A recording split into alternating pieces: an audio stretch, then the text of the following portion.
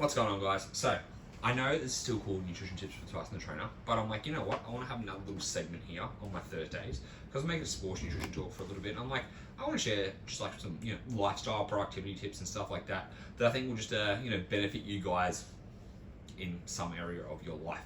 And just things that I've been implementing for myself, and that I was like, you know what, this would actually be cool to share with other people because it may help someone with whatever you're going to do.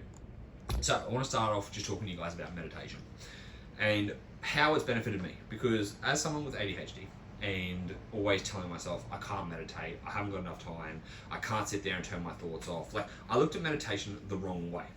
And the amount of times that I tried it and it didn't work, and I was like, nah, it's not going to work for me. What's the point in trying it? Just, there's heaps and heaps of times. And it's because I was focusing on the wrong thing. And now I know how important meditation is just for my mental health, I guess, right? Because meditation, it's kind of like exercise. You have to have, people are like, oh, you have to have energy to go to the gym, but the gym gives you energy, which is true. It's the exact same thing as meditation. Like, meditation gives you energy.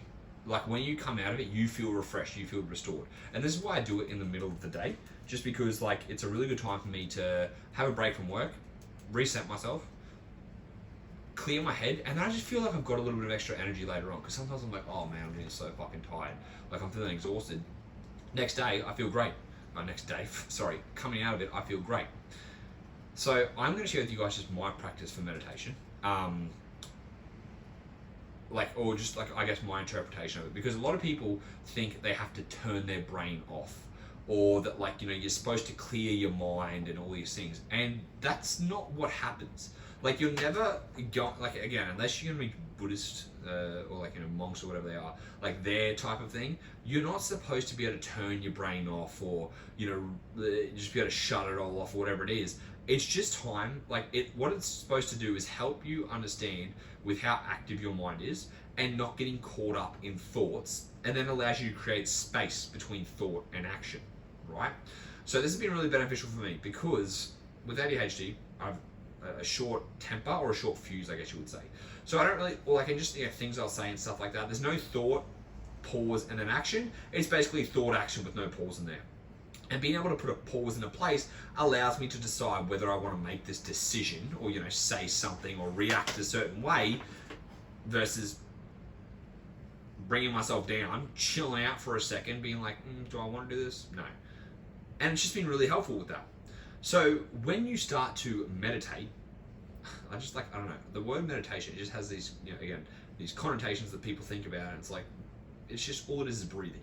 When you do start to breathe, which is literally you sit on a couch, sit somewhere, you can look up guided or unguided meditation music, you put it on for 5 minutes, just start off with. All you want to do is just follow your breath. So when you breathe in and breathe out, you just pay attention. So you literally think in, out, in, and you're just paying attention to your breath, right? So what's going to happen, my cat's fucking scratching me, what's going to happen is you're going to be paying attention to your breath, and then you're going to start thinking about something random. Doesn't matter what will happen, a thought will come in, and you'll start to think about that. And you start to think about all these other things. Oh, I'm going to be going to do this for the rest of my day, I'm going to be doing this. Oh, why did that person say like that to me the other day? Fuck. And then I remember the other day before that, when that person also said this thing. Oh man. And then you just get stuck, right? You start to get sucked away. When you realize that your brain is going somewhere else, you bring it back to breathing. Okay? So you realize that you start to think about the randomest shit, and you're like, oh fuck, I'm thinking about other stuff again. Alright, come back to my breathing. In and out. In. Yeah, but then fucking and then I've got to go get dinner for tomorrow. And your brain will start doing that again. And you bring it back to breathing in and out. And all your goal is to bring your attention back to breathing, instead of getting stuck down a loophole of all the thoughts. Because all you're going to do is just see how many thoughts are coming into your head. And sometimes you'll see a thought, and then, when I say I see a thought, as in a thought will come to your head and then it'll kind of go away. But then there's one that'll come in and it's sticky and it can't go.